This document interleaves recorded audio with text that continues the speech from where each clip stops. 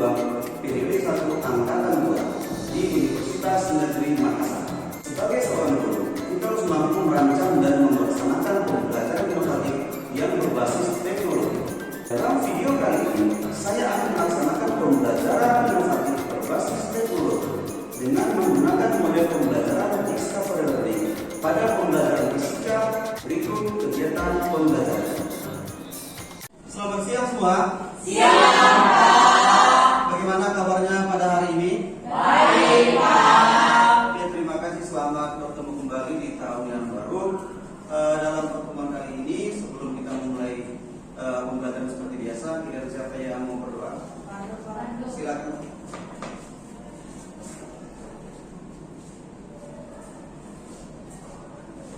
Teman-teman, sebelum kita mulai pelajaran pada hari ini, baiknya kita berdoa menurut agama dan budaya kita masing-masing. Berdoa dimulai. Doa selesai. Oke, terima kasih kepada Korumon yang sudah memimpin doa. Sebelum memulai pelajaran pada hari ini, seperti biasa, saya cek kehadirannya. Sambil saya mengecek kehadirannya, perhatikan di lingkungan sekitar apakah masih ada sampah, agar menciptakan kondisi belajar yang kondusif. Sambil perhatikan absennya. Amanda,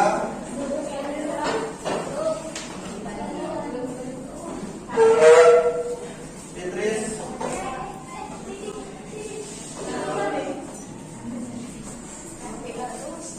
diperhatikan sampahnya sudah bersih semua. Ya, Pak. Cindy, Christian Boy. Terima kasih kepada anak didik kami yang telah hadir untuk hari ini. Pelajaran kita pada hari ini yaitu mengenai fluida statis. Bisa dilihat di depan.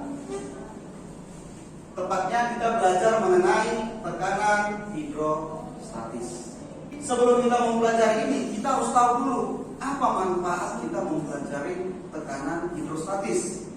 Walaupun dari belakang sudah kamu lihat itu ada gambar bendungan. Jadi ada beberapa manfaat kita mempelajari tekanan hidrostatis. Misalkan dari gambar kita lihat pada saat pembuatan bendungan. Pada saat pembuatan bendungan, kalau kamu perhatikan, apalagi mungkin di sekitar sekolah kita di daerah kanal, ada nampak ya? Nah, kalau diperhatikan di daerah kanal itu bagian bawahnya dibuat lebih tebal. Mengapa dibuat lebih tebal? Itu yang mau kita pelajari. Itulah gunanya kita nanti mau pelajari tekanan hidrostatis. Apa sih yang ada di dalam tekanan hidrostatis? Itu yang mau kita pelajari. Ada beberapa tujuan pembelajaran. Setelah mengikuti proses pembelajaran melalui model Discovery Learning, melalui pendekatan saintifik, diharapkan peserta didik dapat yang pertama, menjelaskan konsep massa jenis dan tekanan dengan benar. Yang kedua, menjelaskan faktor-faktor yang mempengaruhi tekanan hidrostatis dengan jelas dan benar. Dan yang ketiga, menghitung besar tekanan hidrostatis berdasarkan besaran-besaran yang mempengaruhinya dengan teliti dan benar. Untuk itu, dari tujuan pembelajaran ini, saya ingin membangun pengetahuan awalmu dulu. Di situ saya lihat ada istilah massa jenis dan tekanan. Ayo, siapa yang tahu apa itu massa jenis? Ya, Pak. Ya, silakan. Massa jenis itu adalah kerapatan partikel yang menyusun suatu zat. Massa jenis adalah kerapatan partikel yang menyusun suatu zat. Yang berikutnya, di sini tadi ada istilah tekanan. Ada yang bisa mengartikan apa itu tekanan? Silakan. Tekanan. Ya, silakan. Tekanan itu merupakan gaya bekerja pada satu benda persatuan luas bidang tersebut. Tekanan adalah gaya yang bekerja per satuan luas bidang. Yang berikutnya, saya berikan sebuah video. Silakan dia mati video yang saya tampilkan.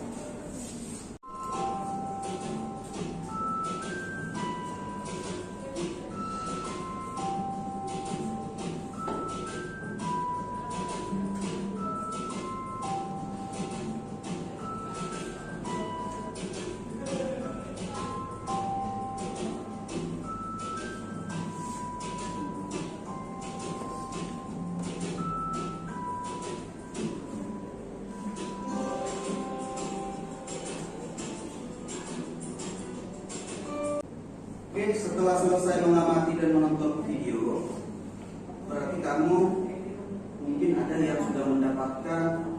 permasalahan atau mengidentifikasi masalah dari video tersebut. Silakan. Ya, silakan. Botol mineral yang dibawa penyelam mengalami perubahan bentuk tertentu. Botol yang dibawa penyelam mengalami perubahan bentuk pada kedalaman tertentu. Itu juga memang sudah kita lihat tadi bahwasanya botol mineral dibawa semakin ke dalam itu bentuknya berubah. Ada yang lain? Silakan. Mengapa semakin dalam penyelam membawa botol mineral tersebut? Kenapa bentuknya semakin mengecil? Mengapa semakin dalam penyelam membawa botol mineral tersebut bentuknya semakin mengecil? Tadi sudah kita perhatikan seperti bentuknya sebagian dalam itu mengecil ya. Ya, itu masalah yang ditemukan. Mungkin ada yang berikutnya.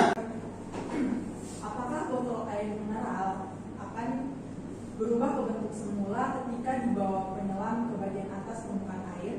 Ya, terima kasih. Apakah bentuk botol mineral ini akan kembali ke bentuk semula? Jadi sudah ada beberapa identifikasi masalah yang sudah kamu temukan. Untuk itu selanjutnya kamu akan saya bagi dalam beberapa kelompok, yang mana nanti kamu akan melakukan percobaan terkait dengan video yang sudah kita lihat, yaitu mengenai tekanan hidrostatis. Untuk itu saat ini silakan dibentuk kelompoknya. Kegiatan kamu saat ini yaitu kamu mencari informasi mengenai tekanan hidrostatis, atau juga boleh kamu cari juga nanti mengenai massa jenis, mengenai tekanan. Silakan kamu cari informasi dari buku paket yang saat ini ada sama kamu, dan juga boleh mencari informasi dari internet, baik itu dari handphone, itu membuat Google ataupun sumber lainnya. Silakan untuk mencari informasi tadi. Saya berikan waktu sekitar 5 menit. Setelah itu nanti ada waktu kita untuk melakukan percobaan. Silakan. Untuk percobaan dan diskusi kamu, sambil saya bagikan lembar kerja atau program ini kepada setiap kelompok.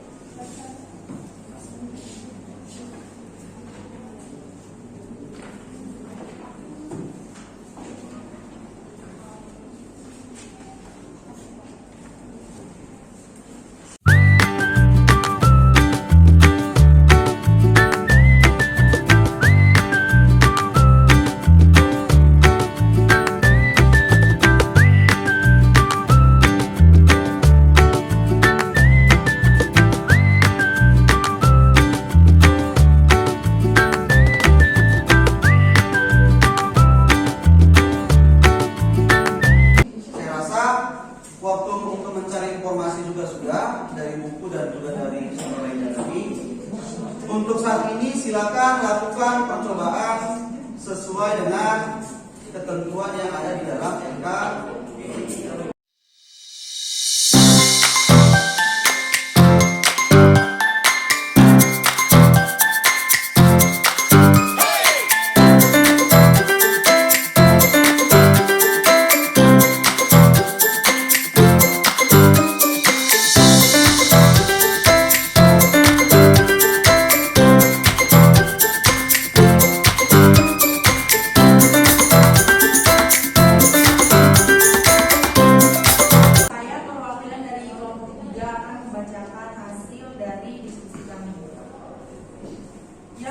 Mengenai tekanan hidrostatis.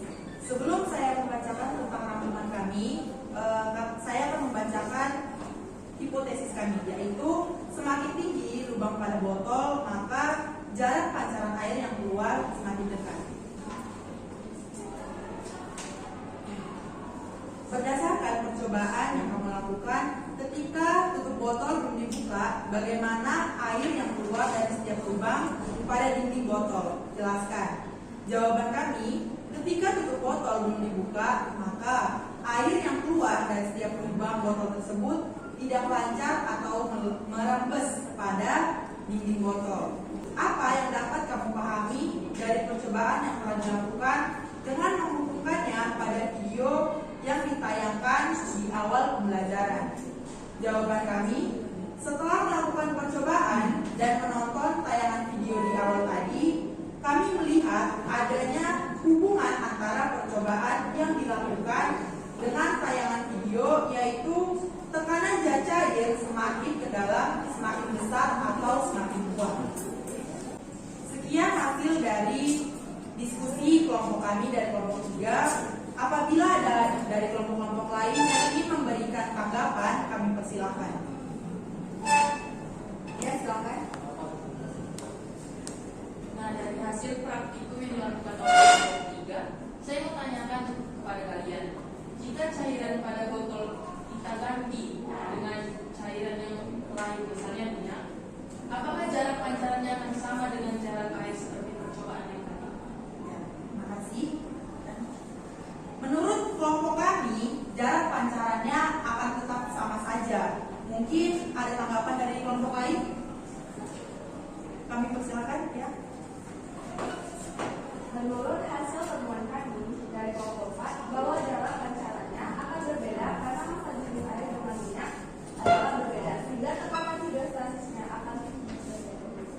Terima kasih. Mungkin ada satu lagi dari kelompok 2, mungkin persilakan ya. Tanggapan dari kelompok 2, kami sependapat dengan kelompok 4 karena tekanan hidrostatis dipengaruhi oleh masa jenis zat cair.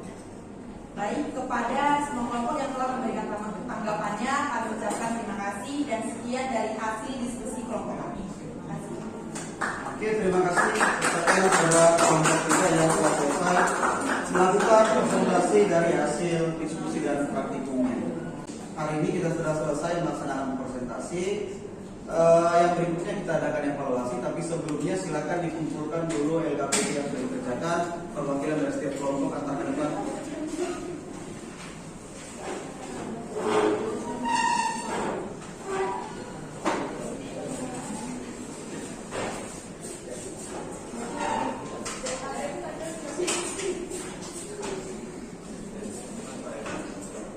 Sudah dengarkan, seperti yang saya katakan tadi, sebagai bahan evaluasi pembelajaran hari ini, sampai mana pemahaman kamu mengenai tekanan hidrostatis?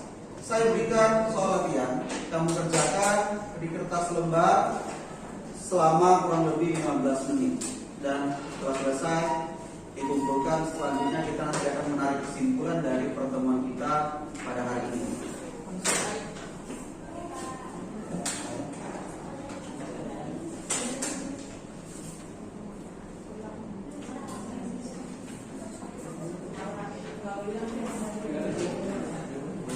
Untuk menarik kesimpulan, siapa yang bisa memberikan pendapatnya mengenai kesimpulan terkait tentang tekanan hidrostatis?